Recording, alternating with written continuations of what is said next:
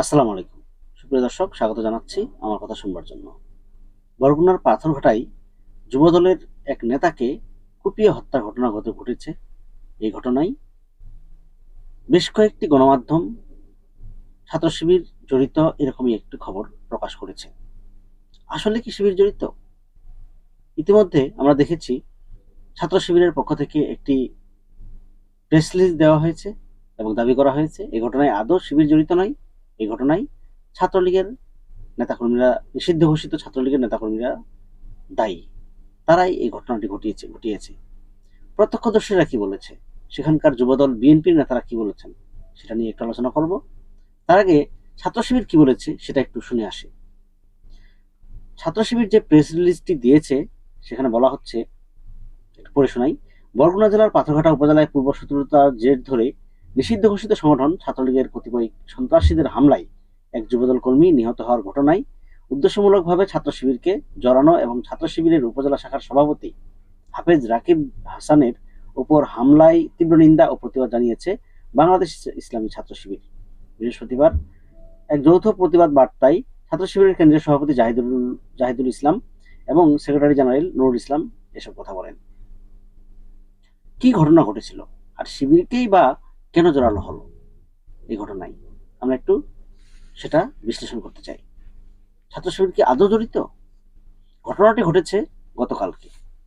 নাসির উদ্দিন, যুবদলের নেতা, তাকে কুপিয়ে হত্যার ঘটনা ঘটেছে বুধবার বেলা 2টার দিকে পাথরঘাটা উপজেলার বড় পাথরঘাটা এলাকায় এই ঘটনা ঘটে। এই ঘটনায় জড়িত সন্দেহে ওই এলাকার 3 জনের বাড়িতে অগ্নিসংযোগ করা হয়েছে, এটা আমরা খবর জানি। কিন্তু বিএনপি নেতারা কি বলছেন, এই ঘটনার সাথে আদৌ শিবির জড়িত কিনা, সেটা একটু আমরা আলোচনা করতে চাই।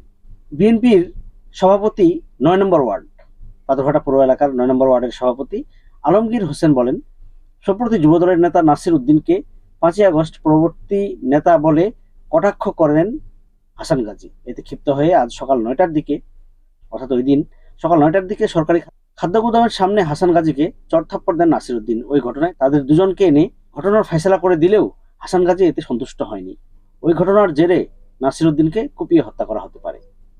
এটা হচ্ছে বিএনপির ওয়ার্ড সভাপতি তিনি এই কথা বলেছেন, আলমগীর হোসেন। পাথরঘাটা উপজেলা বিএনপির আহ্বায়ক চৌধুরী মোহাম্মদ ফারুক এবং পাথরঘাটা উপজেলা যুবদলের সিনিয়র যুগ্ম আহ্বায়ক জসিম উদ্দিন কি বলেছেন সেটা একটু শুনে আসি। তারা বলেন, কালমেঘা ইউনিয়নের ঘুটা বাচ্চা এলাকায় ছাত্রলীগের কর্মী গোলাম রাব্বির নেতৃত্বে তার সহযোগী হাসান গাজী, ইব্রাহিম হোসেন সহ 5-6 জন নাসির উদ্দিনের মোটরসাইকেলে লাঠি দিয়ে গতিরোধ করেন, পরে তাকে কুপিয়ে হত্যা করা হয়। এই হচ্ছে ঘটনা। বিএনপি যুবদল যেখানে দাবি করছে যেখানে নিষিদ্ধ ঘোষিত ছাত্রলীগের নেতারা জড়িত, সেখানে আপনি আমি বলার কে যে শিবির জড়িত?